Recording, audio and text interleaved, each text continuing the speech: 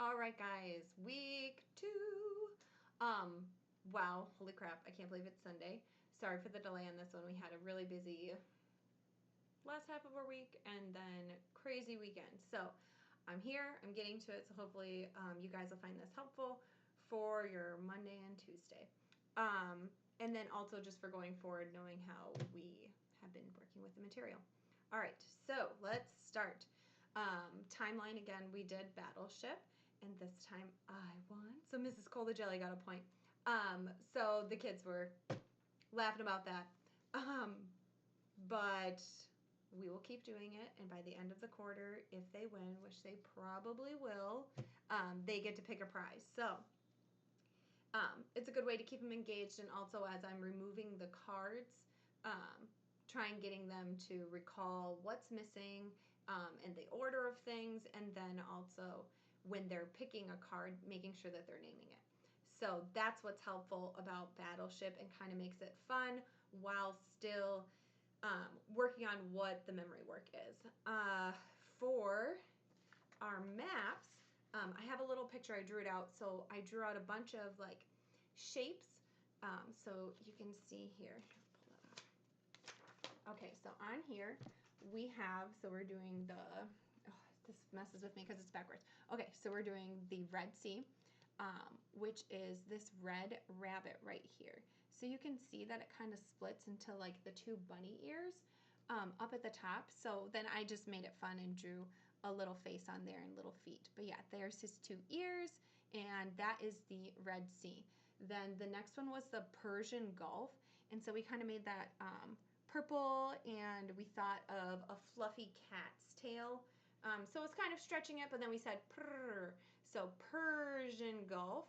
And then we have the Caspian Sea, and so it kind of looks like it looks like a sea, but then I always think of like Captain Hook's like pirate hook, because you can kind of see how on the bottom it has that extra.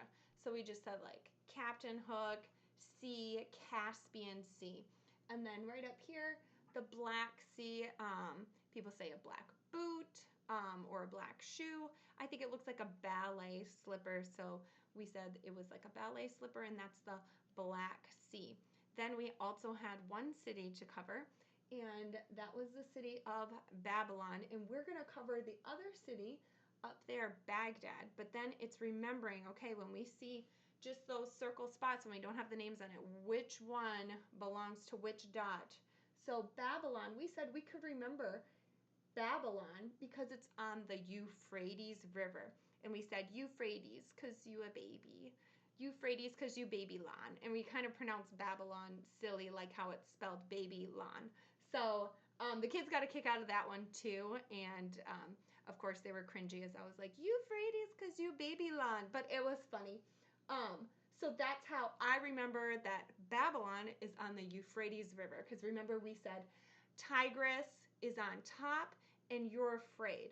So because the tiger is on top. So the Tigris River is above the Euphrates River. And then the city of Babylon is on it. So pretty silly and simple images that we can remember as we're trying to place where our geography things are. For math, we did silly voices, and I just have the kids again. I write out on the board numbers relating to different silly voices. So like for this week, we had a Yoda voice, a British accent, things like that. It can be really simple. And then singing and stuff like that. And then we went through, we did our silly voices. They roll a big dice that I have, numbered 1 through 6. And then we find out, oh, you roll the number 2 silly voices, Yoda, and then we say it. For history, I did more hand motions, and I'm continuing to do the hand motions as we sing that relate to what number it is in the commandment, what number commandment it is. So we did 6 through 10. So 6 is, we go, thou shalt not murder. And this is actually ASL for kill. So you hold the palm out and the one finger and you go down. So thou shalt not murder. And then not commit adultery. So we're protecting this couple right here. We're protecting this husband and wife. We're covering them.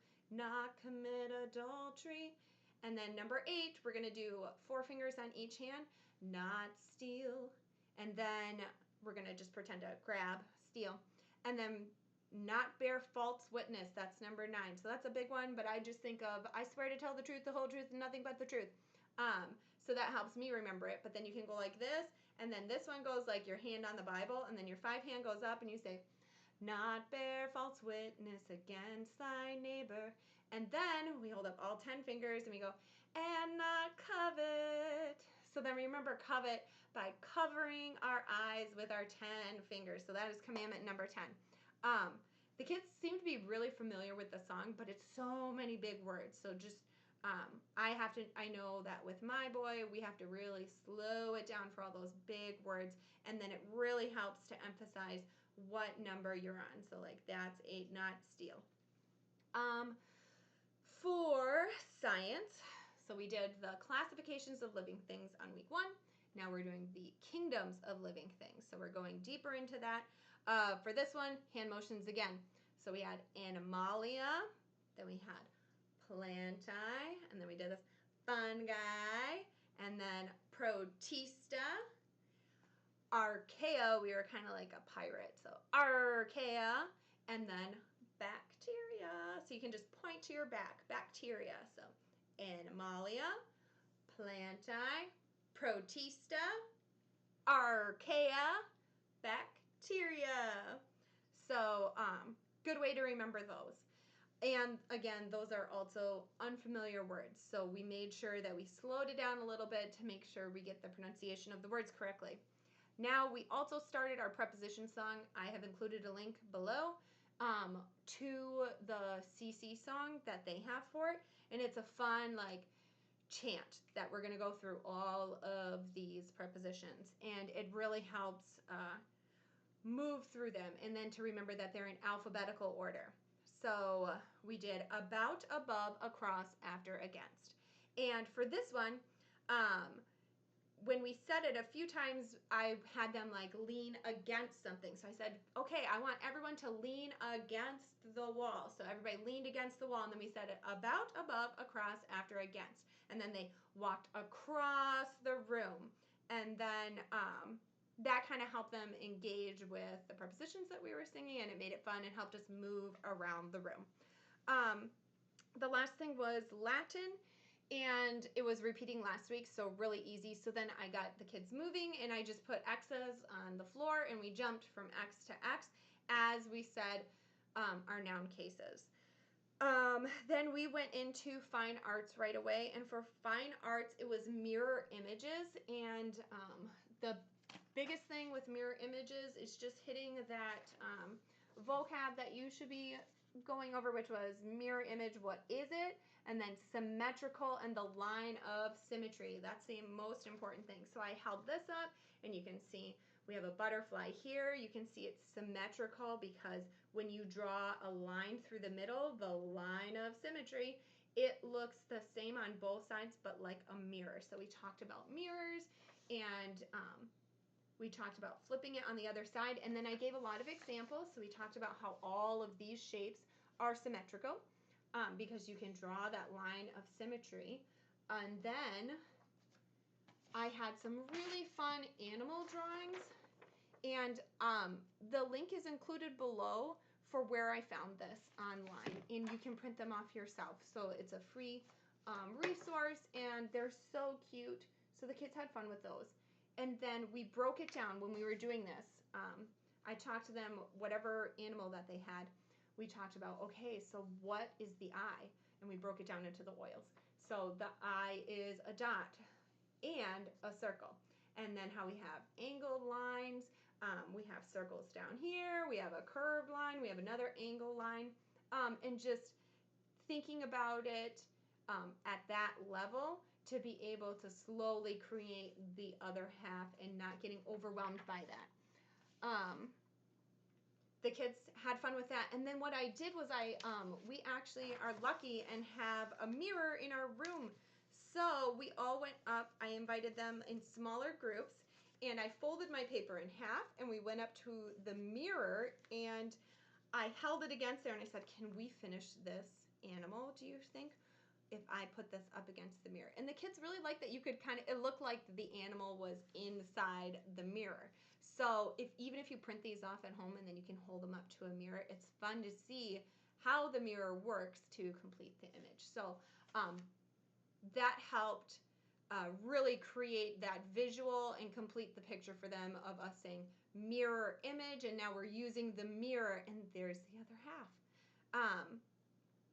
So a successful fine arts morning. Then we did presentations. Your kids are doing excellent with that. Lots of fun.